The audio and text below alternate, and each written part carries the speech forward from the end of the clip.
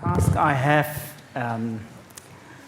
this afternoon is to make a short presentation, partly to draw parallels in the Buddhist thought to the two presentations, wonderful presentations we have heard from our scientific colleagues, Arthur and philosopher of science, Michel. What I would like to do is, of course, I cannot do justice to the more than 2,500 years of history of very serious Buddhist thinking in this domain. But at the same time, I thought I could give a little bit of glimpse of the kind of questions the Buddhist thinkers were, struggling with, and the kind of the amount of thought Buddhist thinkers have given to this quite early, from a very, very early stage.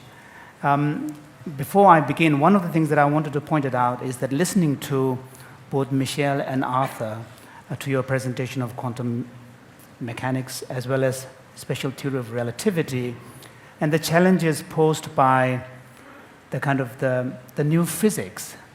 In fact, the challenges it poses to our very conception of what constitutes matter, our very conception of what is a matter and what is not a matter, which is so dominated by our everyday language of objects, things, and properties and attributes, and the kind of the paradoxes it leads to, as His Holiness very, pointedly, shared with us. And this is something that has been very acutely felt in the Buddhist world as well. Among the Buddhist classical thinkers, there were four main schools which came to be categorized. And except for the Madhyamaka school, which is the middle way school, most of the other Buddhist schools really felt the need to, in order to have a coherent worldview, a theory of both matter and the mind, there needs to be a kind of a reductionist approach made to really reduce from the macroscopic level of everyday experience to tease it out, divide it up, to look at its constitutive elements, go down another level, tease them out, unpack it, go down another level, unpack it, tease it out, so that ultimately you can get to a kind of a starting point. It's a bit like what Descartes was trying to do. It's a foundationalist. And then these, but again, the Madhyamakas pointed out that kind of project is actually quite unhelpful. So you can see that the tensions that we are witnessing in the world of modern physics is a tension that has been felt in the Buddhist world quite early. So what I will do is, I will give a very, very brief background for the benefit of scientists and scholars here, those who are unfamiliar with the history of Buddhist thinking. Much of these theory of matter and consciousness really begin to emerge, the systematic theory, in the early kind of Abhidhamma texts. And here, of course, the dating, there is some dispute among the modern scholars. But the earliest one that we know is Abhidhamma Hridaya, which is really attributed to somewhere around 1st century before the Common Era. Now, and this is the text where we begin to really see the explicit usage of the term dul, atom and particles. So as I said before, it's a reductionist approach. It's ultimately is a search for ultimate constituents of reality, from the gross level going down to smaller and smaller and smaller at different levels of reality. It ended up creating a pluralistic taxonomy of real entities. It's known as Dharma theory in the Buddhist studies jargon. And it ended up taking an atomistic theory of matter. So, and then the constitutive elements of these are, these are kind of the simple indivisibles, partless particles. And they ended up with a list of 8. 4 great elements and 4 derivative elements. Now, the derivative elements includes some of the properties which in Western thought would be regarded as secondary properties on Galileo's list. Sound is not there. Touch, and order and so forth. Sound was excluded because sound was really thought to have no ability to propagate its continuum, because it rides on wave, and wave, does not continue. Wave is just one pushes the other, and sound therefore cannot propagate in a kind of a continued fashion. Then the list of the elementary particles, they made a distinction between, what is called Zedul Tarab. So these are really, the ultimate constitutive elements, and which, for want of a better word, I've translated as elementary particles. This is the smallest unit. And then atom is really thought to be a composite of those smallest units, at least 8 of these. And then molecule is kind of a 7 of these composite atoms. So that was the unit that they built up. And then there was a very sophisticated, complex list of how the aggregation takes place, how it gets grosser and grosser and grosser. It's a very, very complex explanation. And the main point is that the elementary particles are ultimate indivisible. So this is really the final end. So you cannot go beyond. And now, then the question is, when within this atom there are 8 of these elementary particles, then the question was, how are they relating to each other? They were thought to be not touching each other, but then the question is, how is it they don't disintegrate? It's held by air. So there was, that was the, in very, very crude terms, summary of the early Buddhist Abhidhamma theory of atom. We could see a more sophisticated take on this, called what we might call a Sautrantika revision. Sautrantika is another school. They maintained the reductionist approach, but they rejected the plurality of entities. They wanted a much cleaner, efficient system. So they defined reality, or ngopo, in terms of causal efficacy. And they came up with a simpler taxonomy. So basically 3 classes of phenomena: matter, mental, and their attributes. And then they came up with this idea of degrees of reality. So they made the distinction between substantial reality versus real in name and concept only, so which are constructs. So substantial realities are entities whose identity, in order to conceptualize, does not require the conceptualization of something else. So whereas those that are real in name and concept only, like person, the notion of a person is the second category, because notion of a person, in order to have it, it presupposes a notion of mind and some bases which are not person. Then they also maintained they retained these ultimate irreducible elements: indivisible particles, partless particles, and indivisible time. So with relation to matter, the way in which it was divided up was according to the indivisible atomic process, and ultimately getting to the indivisible particles. And for consciousness and mental processes, it was divided up from the grosser level of conscious experience that you can report, down to going ever more subtle levels where you can divide up the duration, time, into eventually identifying an indivisible point of time.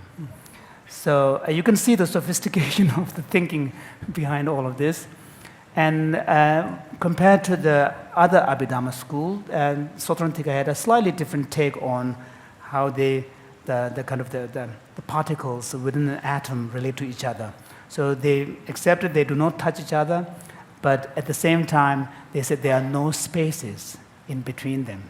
So that was how they maintained. Now here, you can see that this is a Buddhist essentialist school, and although their approach is reductionist, one thing that I have to clarify to the Western scientists and scholars here is that when I talk of Buddhist reductionist school, none of the Buddhists ever can be characterized as a reductionist in the Western sense, where you reduce even the mental to the physical. No Buddhist schools ever did that. Other than that, Buddhists would have a reductionist process for the mental world and reductionist process for the physical world. But the mental is never reduced to the physical. So that's an important caveat that I need to make. But otherwise... That's very important. Yeah. So otherwise, the approach is reductionist. Now, early on, although this kind of theory, this way of looking at matter became very, very influential, quite widespread, but the critiques of this kind of approach emerged quite early. Nagarjuna was the founder of the Madhyamaka Middle Way School, 2nd century Common Era. Aryadeva was his immediate student, who was also a great philosopher and a thinker in his own right, in addition to being a famous student of Nagarjuna. Just for the sake of example, I wanted to give you a taste of what kind of critiques were leveled against this idea of this atomic theory. One argument, and all of these, most of these thinkers really didn't really bother that much with the specifics of the detailed theory of the aggregation of matter from the atoms and so on, but rather they all critiqued the final conclusion of arriving at the postulate of indivisible, ultimate, real entities. So here, one of the arguments is this. This is from the argument of incoherence, and basically they are arguing that the idea of indivisible, partless particle just doesn't make any sense. It's incoherent. Because if it is a particle, then it's a part of a matter, and matter presupposes some kind of spatial locus, although this morning Arthur said that you can have two things with the same spatial locus. And then the argument goes, and anything that occupies space entails, at least at the conceptual level, different spatial dimensions. And anything that has a spatial dimensions cannot be a simple indivisible element. So the idea is that in order for it to be conceived as matter, you have to include the idea of having some kind of locus, and if it has a locus, then it has a spatial dimension, and if it has a spatial dimension, then it will have different dimensions. So then that idea that it is an indivisible, simple element just doesn't make any sense. So that was one argument. The same argument is presented in 20 stanzas, which is the more famous one, which most people know, but Aryadeva is 2 centuries earlier, and there is exactly the same argument in Aryadeva's text. The second argument,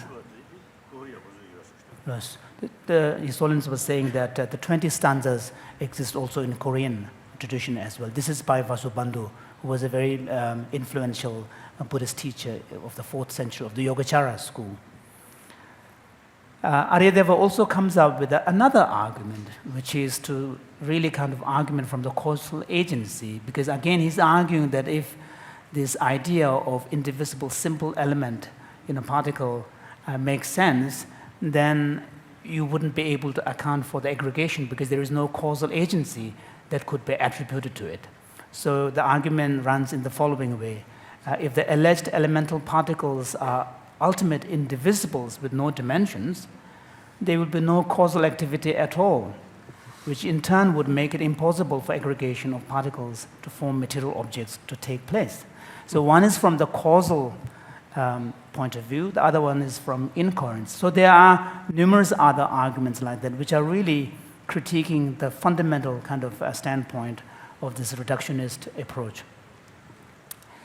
Now, the Madhyamaka that His Holiness referred to is an important school, and particularly for the Tibetan tradition, it is the most influential school. In fact, it reminds me of an ironic line from Kongtang Rinpoche, a 17th century a Tibetan author. He says, he's chiding his Tibetan colleagues.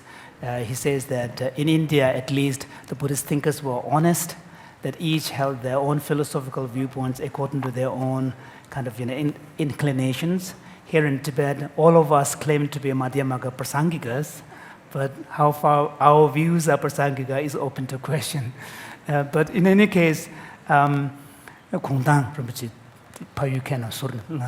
so So in any case, Madhyamaka is the most influential school. I think it's a different case.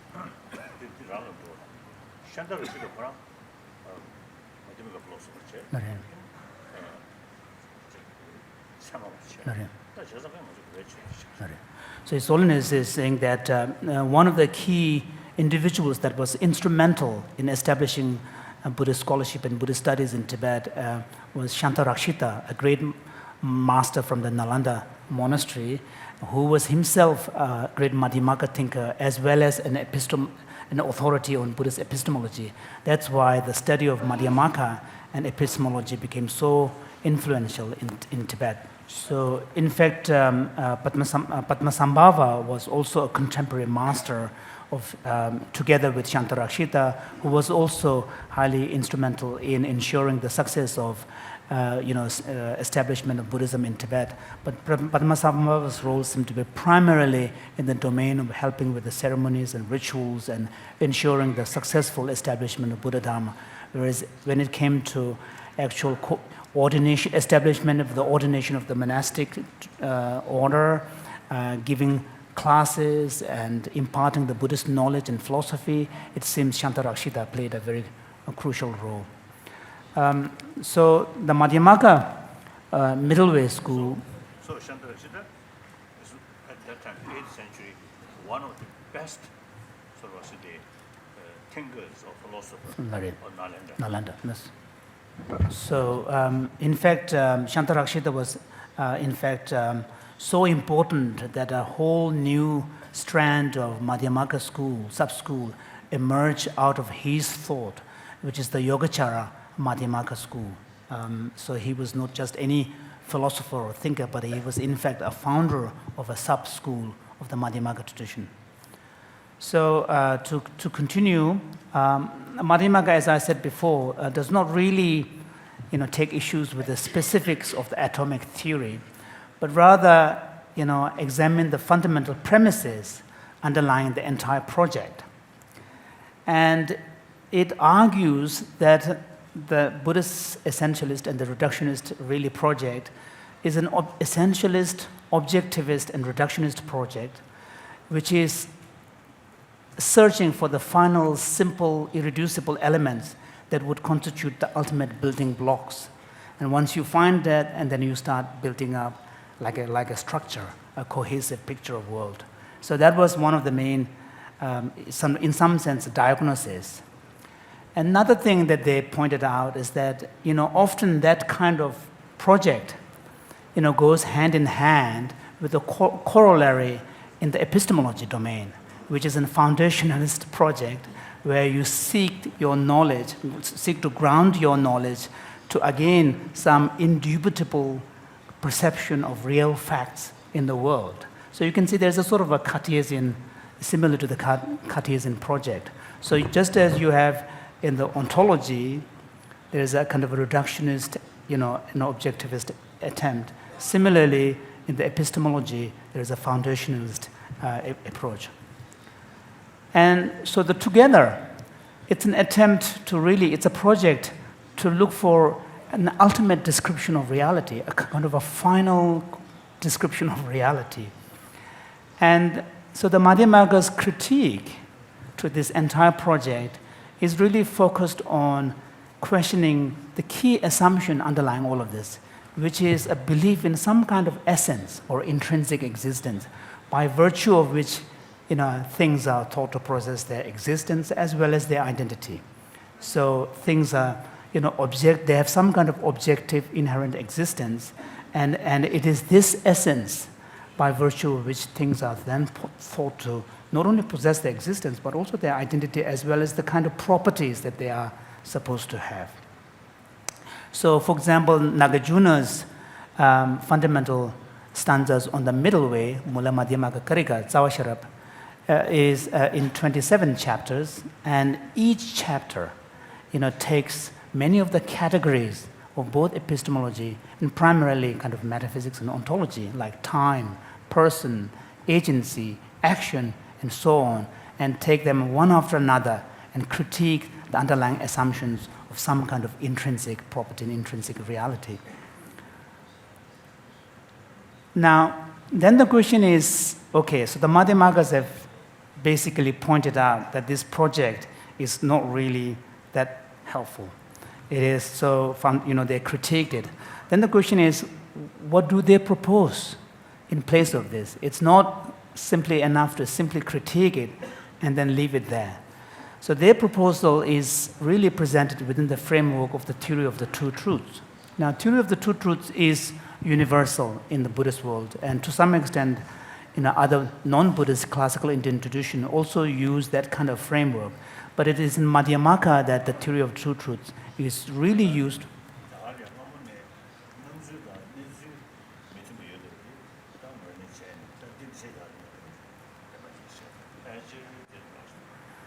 One could almost say that the reason why the theory of two truths was developed in classical India is to really kind of reflect the recognition very, very early on. There is a gap between the way we perceive things and the way things really exist. And to explain that disparity, this theory emerged.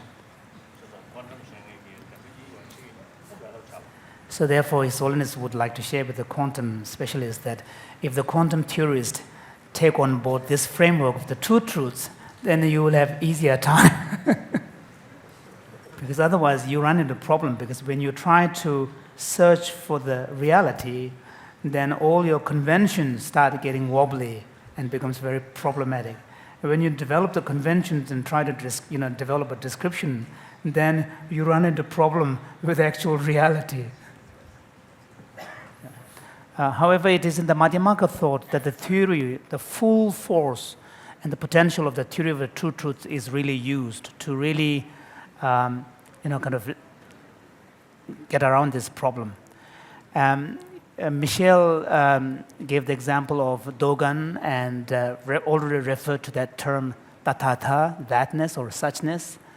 So basically, what the Madhyamakas are arguing is that really it's not possible to develop any ultimate description of reality.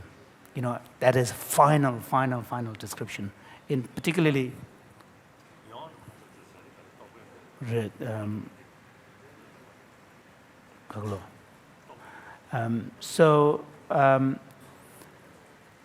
basically Madhyamakas are arguing that you cannot really have an ultimate, final, comprehensive description of reality that is really ultimately true. Because all the categories of dichotomies really break down when you get to the ultimate level. Even causality breaks down at the ultimate level. So the ultimate truth is beyond conceptual elaboration. So although one may be able to talk about it, but you can never really describe it exactly as it is. It is where all the verbal proliferations really come to an end. And this is the famous, the silence of the noble ones. And therefore, it is referred to as emptiness and thatness, and sometimes the end of reality or reality limit. So, on the other hand, the conventional or the relative truth, now it is there, we can then use all the conventions, all categories of cause and effect, subject and object, identity and difference, become meaningful on this conventional relative truth level. So now it is on this conventional level, our descriptive system actually now is a constitutive part of reality. So to speak of reality independent of our description is essentially meaningless. Because, as His Holiness earlier pointed out, that many of the properties are really created by the human mind to make sense of our experience of the world. So these are attributes that we experience and we perceive, but actually they are constitutive part of the reality of the world that we live in, but they are created by ourselves. So it's a much more kind of sophisticated understanding of reality and our relation to it. So what is real is really, and what is not, is defined by their transactional efficacy, and His Holiness already gave the criteria that it should be something that is affirmed by the convention, consensual convention, and it should not be contradicted by another valid cognition. So it's the transactional efficacy is really, and in some sense, this is getting not that dissimilar to what you are talking about, this instrumental attitude to quantum theory. Now, within this descriptive system, because it is within the framework of conventional truth, there is no ultimately real, irreducible, simple, independent entities, because those kind of concepts only emerge as a result of looking for something that is final, the real ultimate. So these kind of concepts have no place within that framework, and therefore everything is understood to be thoroughly contingent and complex. And this is where Nagarjuna's text, particularly the Fundamental Stanzas on the Middle Way, is a very powerful one, where Nagarjuna, not only in order to establish emptiness, uses huge amount of extensive reasoning, but also points out that you can take any concept. Any concept is thoroughly composite concept. It's a contingent concept. Generally we tend to think effects depend upon the cause, but not the other way around. But he would argue that the very concept of something as a cause already presupposes an understanding of its relation to effect. So if you go along those lines, there is not a single concept that is in some sense a discrete, simple concept. They're presupposed. And in some sense, this is not that, there is a little bit of similarity to what Wittgenstein talks about, kind of, the context that we already presupposes, the language, context. And then also, in the end, Nagarjuna, when it eventually talks about what is there, and he starts to describe what is there in the language of dependent origination. Pratita samubhada, dependent arising or dependent origination. So in a sense, you cannot really disentangle the reality and even the identity of things, independent of, the other things that it is related to. So it's a sort of really quite similar to the quantum notion of entangled. It's a sort of a web of dependent origination. So therefore, not only with respect to their existence, but even regard to their very identity of what they are, as they are utterly contingent and thoroughly relational. And this relational, and as in the case of modern physics, it's a very difficult concept to try to get handle on. In fact, in Chandrakirti's commentary on one of the chapters of Nagarjuna's text, even suggest that we can completely recast the language of objects in terms of language of relations. And he gives some examples of very relational terms that we use in our ordinary experience language, for example, like long and short, and driver and cook. These are all terms that are very relative and immediately indicate their relativity. So, for example, the term president would be relative to a particular office, and term cook would be relative to a particular profession. So term driver would be relative to a particular action. So in the same way, Chandrakirti, in his interpretation of Nagarjuna, seems to be suggesting that actually we can recast the language of objects to a language of relation. And it's the relations that are, a more helpful way of looking at the world. To be honest, I myself find that suggestion very, very difficult to grasp, but I think there is something in there, but I can't at the same time imagine a whole new language being developed where we get rid of the object language, but also talk only in terms of relations. So in other words, what the Madhyamaka philosophers are saying is that reductionism as a method is not really an issue here, so long as it doesn't preclude the relationality of things. So one can still validly do this kind of reduction from the macroscopic to the smaller units and so on. But reductionism motivated by an essentialist quest for objective independent entities is really not helpful, and it's eventually is a doomed endeavor.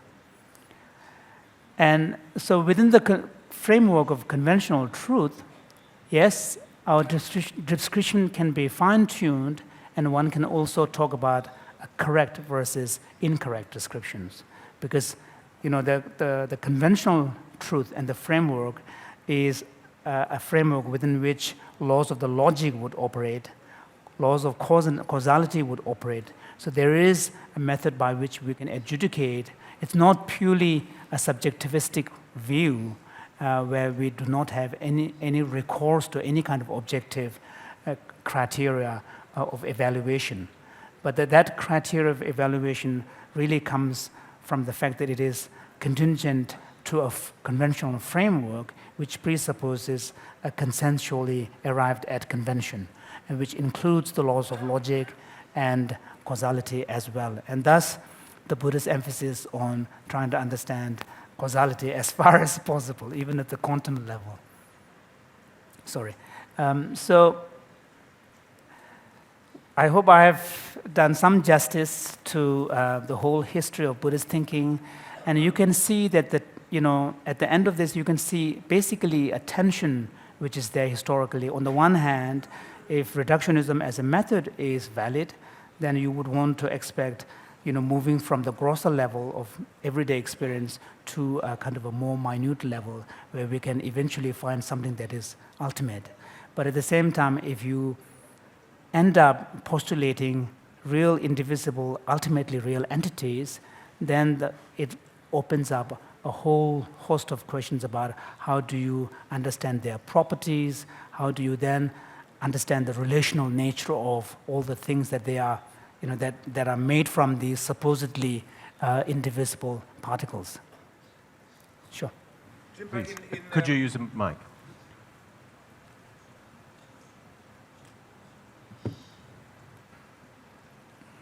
When you mention in Tibetan tradition, or in none of the Buddhist school is an attempt to reduce the mental to the physical.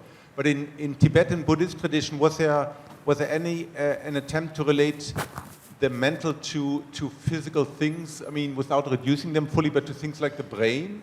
Was there any relationship thought to be between brain and brain stuff and the mental and mental stuff? What? Or body. Body. I mean, body in general, but brain in particular? The brain is an interesting question because generally, despite all the great amount of energy expended on understanding mental processes and also theory of knowledge and so on in classical Indian tradition, interestingly, in the epistemological text, to my knowledge, I have not seen anywhere any awareness of the important role brain plays as a locus for human experience or thought.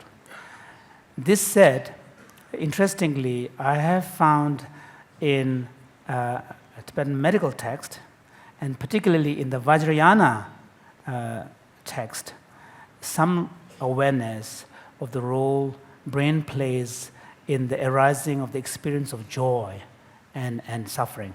So, which seems to suggest there was some recognition of the brain's role, but not in the epistemological tradition. But to respond to your question, one could argue, of course this is my own personal interpretation, in the highest yoga tantric tradition, there seems to be a suggestion. I'm saying suggestion because I'm not exactly sure, and I don't want to speculate too much in front of His Holiness, that there seems to be a suggestion that, the mental processes, even at the most minute and subtlest level, are in some ways inseparable from physical processes. But here, physical, of course, the conception of what constitutes physical has to be very different. And in the Buddhist language, Tibetan language, Buddhist language, we refer to it as wind, or an energy, or a wind. So every mental activity or mental episode or event is composed by two dimensions. One is the cognitive mental dimension. The other one is the mobility, moving dimension, which is the energy. And energy is the physical dimension at a subtle level. Energy is the physical level, a physical dimension, And the mental is, that, of course, the experiential dimension. And no matter how subtle you get, even at the point of death, where the subtlest moment of consciousness is supposed to arise, even there, the two remains inseparable.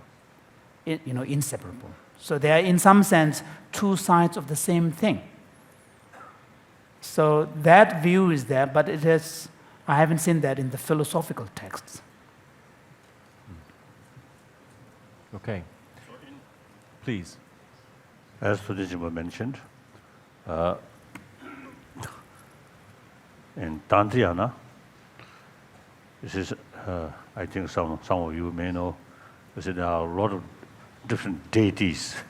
So it seems somewhere the deities world, their own king or prince or queens or like that. Actually not that. All, you see, symbolic way. About our body element. Body element. So one sort of the goddess Tara. Tara is the symbol of subtle energy. So subtle energy, as he mentioned, you see, the main sort of the ability is movement, or yuljuba. So we explained the ability of the cognitive process, the cognitions, to be able to, to be directed. That ability is attributed to the wind dimension. So you see that deity usually visualize here, head. So that symbolize head. Although you see no explanation about it, as you see those brain specialists, you see, their knowledge is really vast. Advanced, no. Advanced. No. But the essence, you see, the mind knowing, movement come from here. So energy here. So I think indirectly, the Jew brain is the. So indirectly, it seems there was a recognition of the role brain plays in the experience, at least. So if you look at say, for example, the contemplative practices that are described in the Vajrayana texts, which involve the kind of here I mainly mention Guhya Samaja. In the Guhya Samaja Tantra in particular, there are forms of practices that involve application of mind and also energy at different critical junctures of the body. And these are referred to as chakras or centers. And so as a result of engaging in these practices, for example, at the point of navel, engaging in the tumu meditation. This is also heat. And so there is a real experience, effect that is felt. So at the heart, it's associated with the water element, and as a result of engaging in practices that involve focusing on that chakra, one can also experience certain dissolutions of energy, and as a result, the effects can be felt on those sites. So, although it is early days, but I think it would be helpful down the line to be able to do some research and trying to, it's not the case that if we were to open our body that we will find these physical kind of, chakras, but at least, as a result of practice, we can see effects felt on those specific points. So there must be something which perhaps could be a fruitful field of research.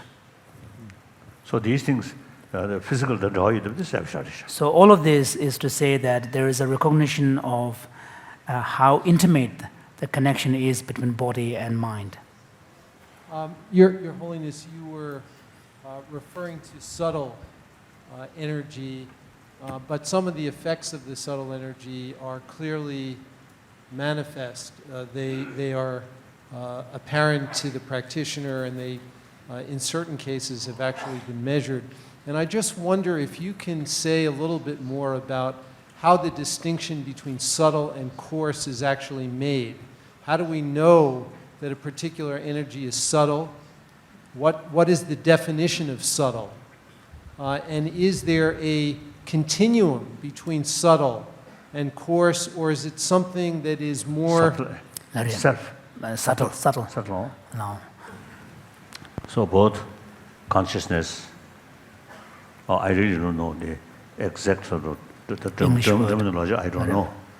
The consciousness and energy always go together.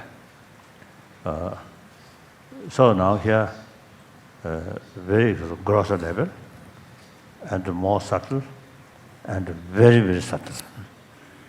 I think at least we can say it's 4 levels. One grosser level during all the senses of organs active. That's gross level. Now, dream state, a little subtler.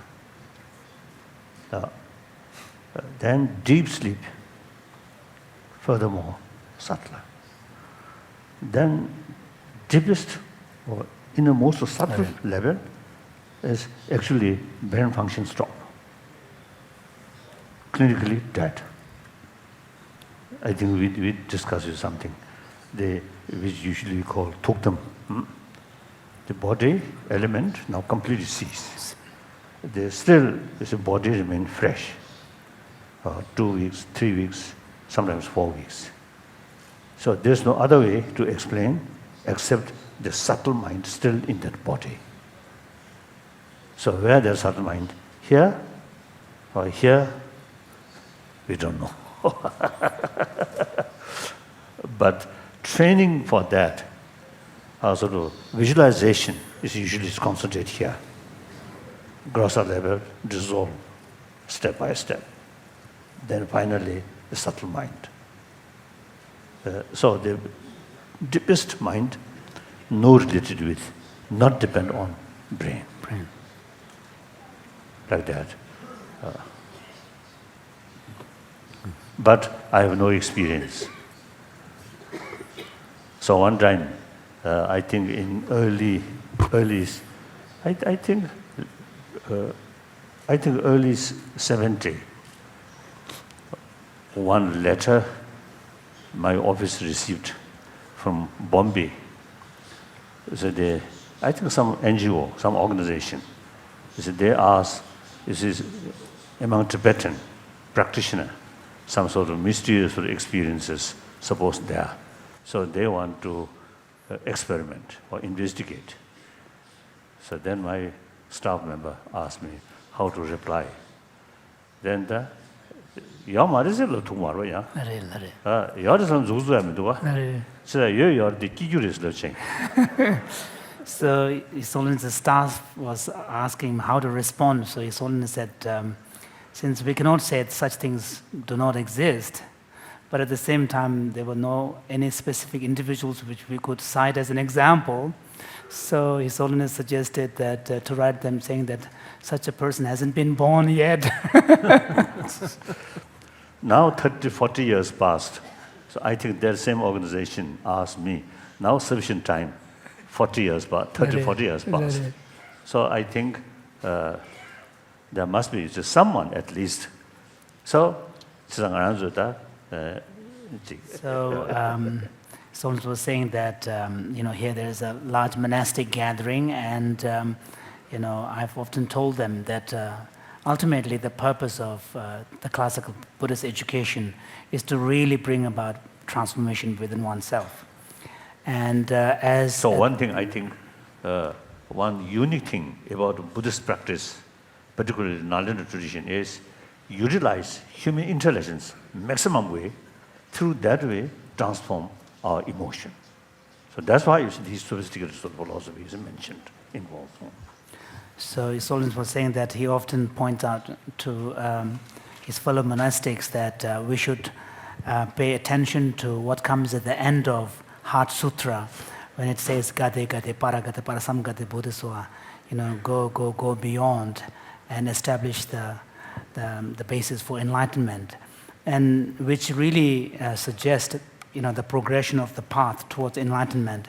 And it is important for the monastic members to remember that when we talk about path to enlightenment, we should not have a sense of looking at a map outside, talking about some objective place out there for someone else, but rather that map should be turned within and try to bring about those progressive stages of transformation within oneself. And this is the way that one can genuinely, make these things